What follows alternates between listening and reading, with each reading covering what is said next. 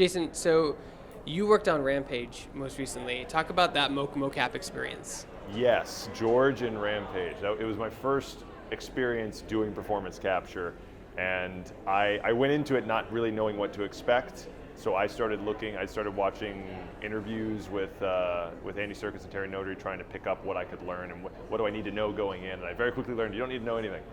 Crew's going to take care of that. You be the character. And so I started researching gorillas and watching gorilla documentaries and going to the zoo and Coco the gorilla, and did that for 6 months. Then I got brought in. Then I trained with Terry Notary for several weeks on arm extensions for hundreds of hours in the Santa Monica Mountains on all fours, and sitting down and meditating and just getting to this blank slate foundation where we strip away the humanity and the Jason and the manners and the eye contact and the nodding and the smiling and all that, and just get down to we're 96% identical to chimps. We're very close already, so just strip away that stuff and you're a gorilla. And so that was revolutionary. And then I got to play George, who was raised by Dwayne Johnson's character Davis and taught sign language, and they're Han and Chewie is how director Brad Payton pitched it to me. And George gets infected with something. Something falls out of the sky from the space station, and he grows and evolves, and so does a wolf, and so does a gator, and then they get to massive sizes, 35 feet tall, 40 feet tall, 200 feet long, and Dwayne Johnson's got to save his buddy George, and then they together have to save the world. So what are some of the challenges when playing a character that can't verbally speak? It's kind of great to not verbally speak in a way, because you don't have to say anything. You can't, in fact. And so you really get to just sit there and be in the scene and listen. You don't have any choice but to listen and to be aware. And then, of course, he had sign language. And I'd played several characters before that had no dialogue. They were some kind of alien or something, or a creature that didn't speak. And so I had trained in some mask work and mime. And so I knew how to bring a character to life without dialogue. And there's still going to be voice there. Like George he has that voice. And so I knew that would be a way to emote. You wouldn't know what I'm saying, but you would get it by the way I roar, the way that he's laughing, or so you can tell what's going on. Behavior says way more than the actual words we say. So that was something I was very comfortable with.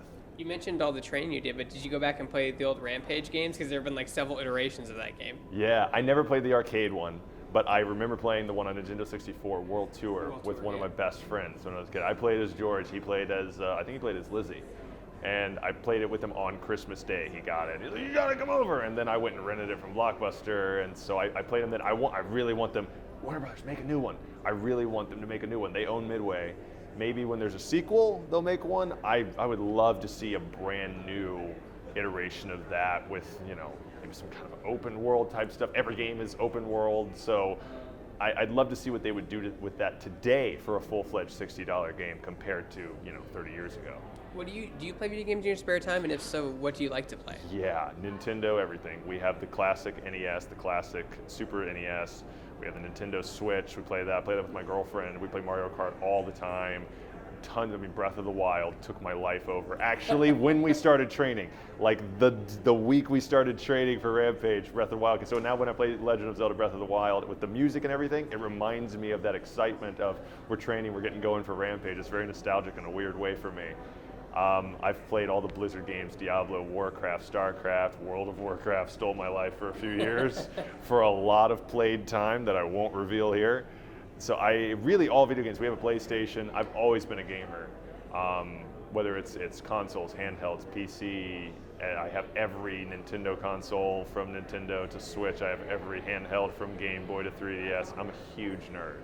So like in film industry, there's a lot of hurry up and wait. So do you end up bringing your Switch on set and playing that when you're waiting for the technology to get set up, or people to say, okay, go? Because you can end up waiting for a long time. It can be a long time. I don't bring it on set. I don't bring my phone on set. I leave my phone in my trailer because I like to try, and I'm really inspired by Jim and Andy, that documentary on Netflix. I'm going to take it far in a couple of next roles. I'm going to really you're going to pick up the character from the hotel and drop him off later. I'm going to have so much fun with it.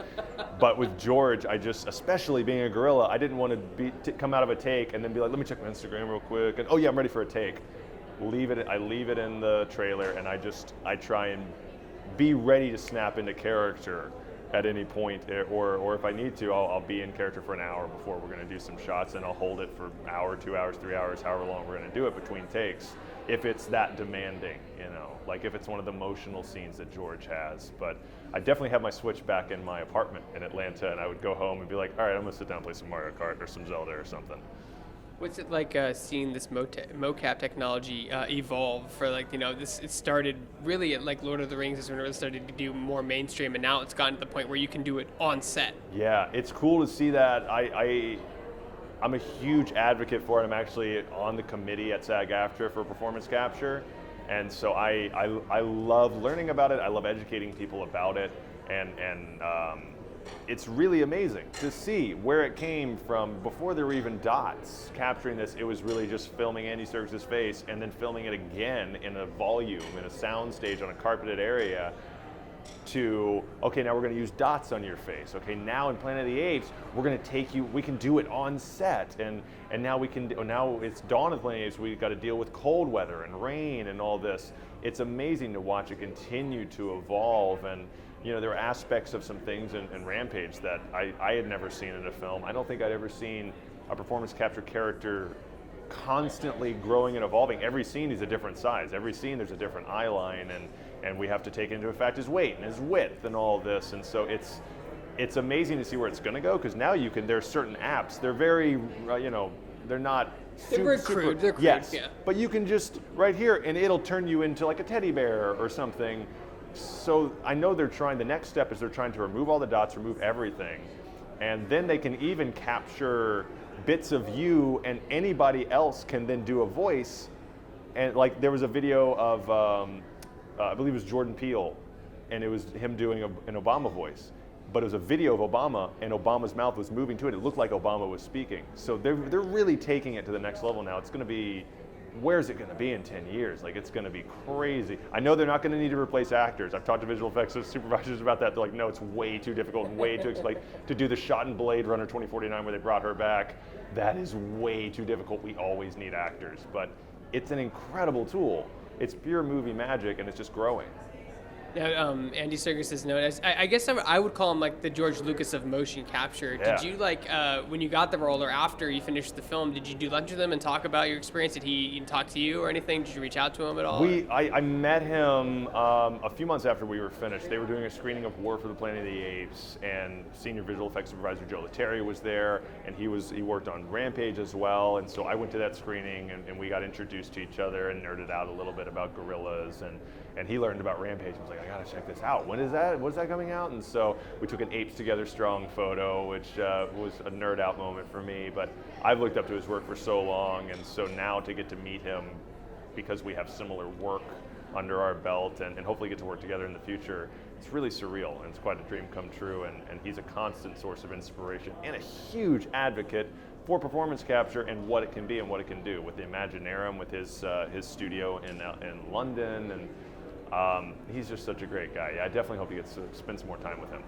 So, would you ever want to work in video games doing motion capture and that kind of stuff? That would you be interested? Awesome. Definitely. I think the ultimate would be to be, whether it's a video game adaptation or not, to be in a video game and to be able to play as myself in a video game. That would be awesome, which is one reason I really wanted to make a Rampage game, so I can play as George.